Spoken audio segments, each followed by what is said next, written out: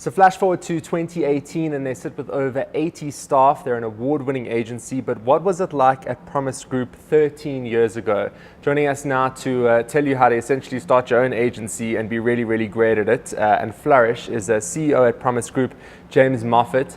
And James, 13 years ago, this interview would have felt like something that was impossible or very much within the scope of where you thought it would go? Well, you don't think about it. I think when you start the agency, your primary concern is survival. You obviously have a dream to achieve certain things, and if I had to look at where we are now in 13 years, I would have been exceptionally pleased with our progress.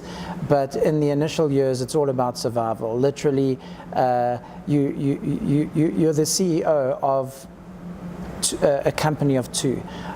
So literally my responsibilities in the early 2 or 3 years were everything from bookkeeping to production to account management, etc. And Mark, my partner's responsibilities were DTP plus design and even a little bit of copywriting. And that's how we started the agency. Tell me about making it work with no startup capital and actually seeing that as an opportunity as opposed to a hindrance.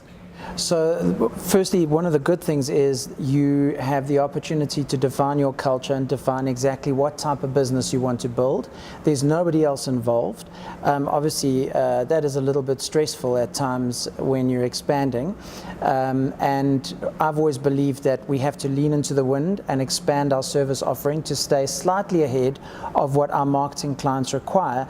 But in the early years, obviously, you're unable to expand as quickly as you would like to. You have to expand according to the needs of your clients.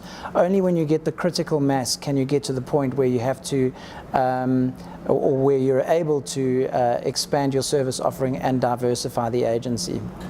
Let's talk about leaning into the wind 13 years ago as a startup versus leaning into the wind now. Do you think it's harder, easier? What's your take on starting an agency in 2018? I think when we started, it was quite tough. It was 2005, and you know, we had quite a few good years before the recession bit. And then, of course, we had the digital explosion. So although we started as a through-the-line agency, we didn't yet have the digital capabilities. Digital now accounts for nearly 50% of our income. So when we got to the digital explosion phase, we really had to lean into the wind and invest in technologies and talent that were at the time quite cutting edge. So now we have quite a strong offering in data. We do digital media planning and buying, and we also heavily involved in social media.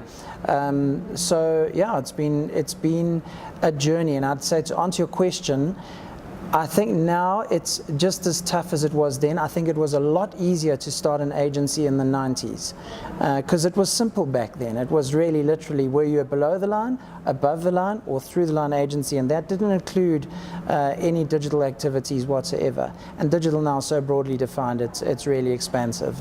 Just as we begin to land it, speaking about culture for a second, and the importance of that in a foundation phase, and then consistently revisiting the culture and checking that everything's on course as you grow from what you initially set out to do. Culture is absolutely crucial, and we've defined our culture and we live it.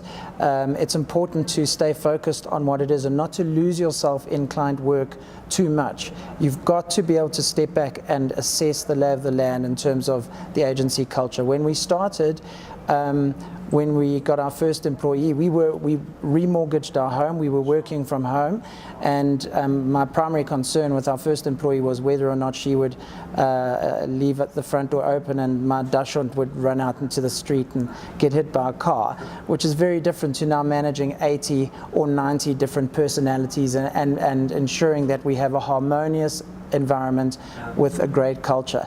So that requires development. When we got to a staff complement of about 30, we needed really to step back and go, okay, how do we keep what makes us special as we grow into the future and expand the staff complement? And we've managed to do that very successfully. One final line, James, to any young South African that wants to start an agency, a final one-line piece of wisdom. You have to do it. Everyone has to try it. Lean into the wind, as I said. Don't drink your own Kool-Aid. Don't think that you are the cat's meow, because you never are.